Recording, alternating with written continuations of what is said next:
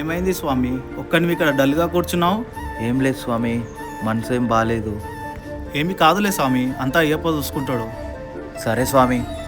స్వామి, నిన్న నా పడిపూజ చాలా ఘనంగా జరిగింది స్వామి. అవును స్వామి, నిజంగా చాలా మంచిగా అనిపించింది. మరి నువ్వెప్పుడు పెడతావు స్వామి?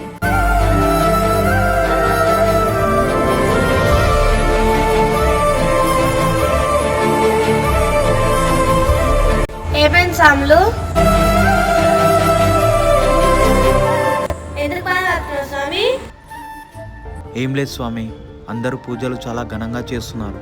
నాకు కూడా చేయాలని ఉంది, కానీ నా దగ్గర అంతా స్తోమత లేదు. అందుకే బాధేస్తుంది స్వామి.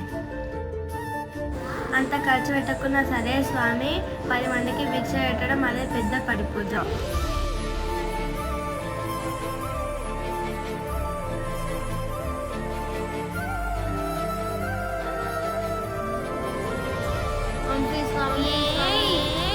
శరణమయ్యప్ప, శరణమయ్యప్ప.